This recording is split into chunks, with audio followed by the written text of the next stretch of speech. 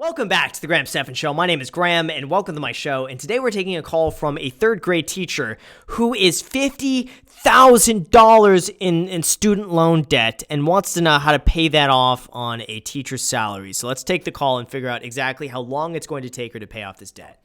So Steph, welcome to the Stephan Show. What's going on? Hi, thank you so much for having me. You're welcome. What's up? Okay, so I'm calling because I have quite a bit of student debt. I have $50,000 in loans. Why?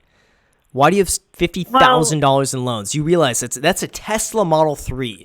You could have gotten a Tesla Model 3 Performance instead of going to school. Unfortunately, to be a teacher, you have to go to college.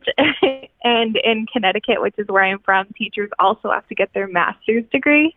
Why? Okay, wait, really quick. What grade do you teach? I'm curious. I teach third grade. Why do you need, I don't get this. Why do you need a master's degree to teach third grade? That doesn't make any sense to me. I'm a firm believer that in order to teach someone, you just got to be a step ahead of them. That's it. I am such a firm believer that to teach anybody, you just got to be a step ahead. Like to teach a third grader, you just need to know fifth grade, you know? And to teach fifth grade, you need to know seventh grade. Like I don't know what third grader would need a master's anyway.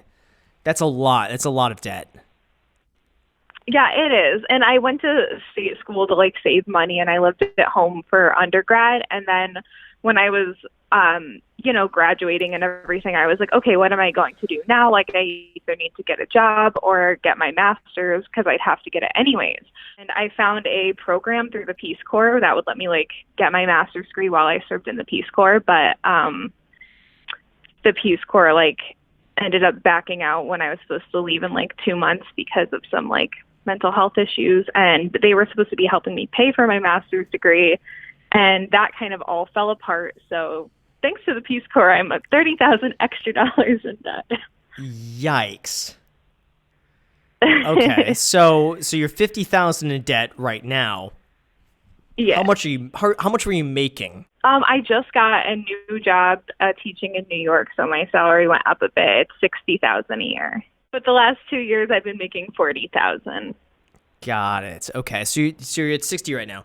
What are your expenses? Because we're going to try to knock down this debt. So 60,000, that is, I take gross, right? That's before you pay any taxes on that. Right. Yeah. Okay. So I'm going to guess your take-home pay has got to be somewhere around 45, right? Oh, I guess. I don't know yet because it's my first year. Okay. I'm going to guess New York, $60,000. You're probably paying about $15,000 a year in taxes. That's going to be your state tax, federal income tax, all. There's so many taxes you got to pay.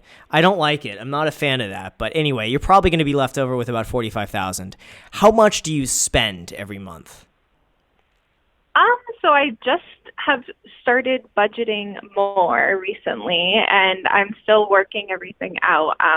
I've kind of been pouring a lot of money into my loans, so it's hard to say roughly how much I spend. We're not going to count loans. We're not going to count loans. We're going to count how much do you spend on food, rent, car, insurance. We're just going to your bare bones. What's your budget? How much do you spend? Okay, so rent is $1,450. That just started because since I moved to New York. Okay, $1,450. And that includes utilities and everything.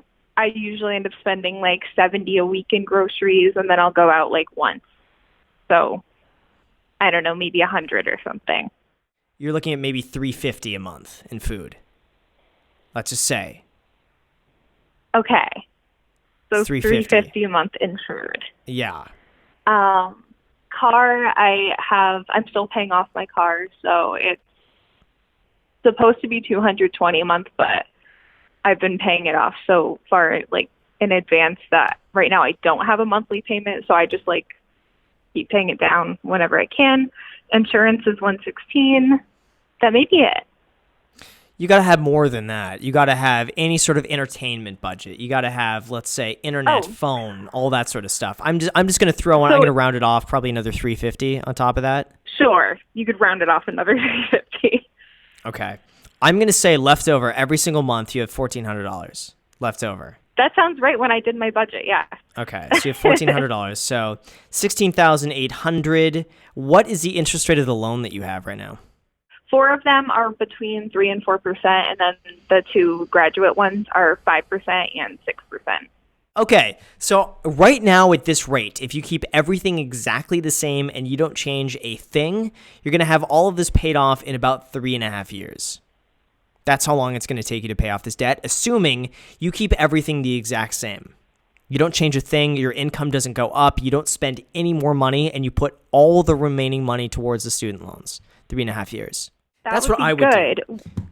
Yeah, I mean, that's just the math behind it. I mean, that's the reality. It's not good, it's not bad. It's just that is how long it's going to take you. Yeah, and just my car loan factored in there. I also have a car loan.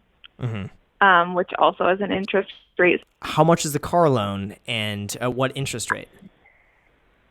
I have $8,000 left on it, and I don't remember my interest rate. You got to know the interest rate. You got to know the interest rate of that. Okay. I could look it up. let's round it up. We don't need to look it up. Let's round it off to 4. It's going to take you 4 years of living like this.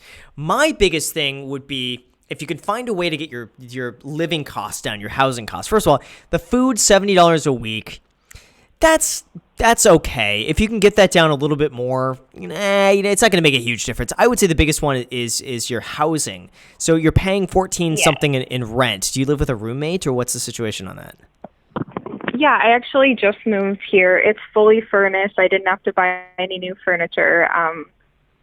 It includes like heat, electricity, Wi-Fi, everything. So it just made the most sense for me being new to the city and not sure if I want to even stay here to just that's like fair. Do something that was like all inclusive. So okay, that's fair. So then really my biggest recommendation is you need to budget so carefully and just knock this out in 4 years.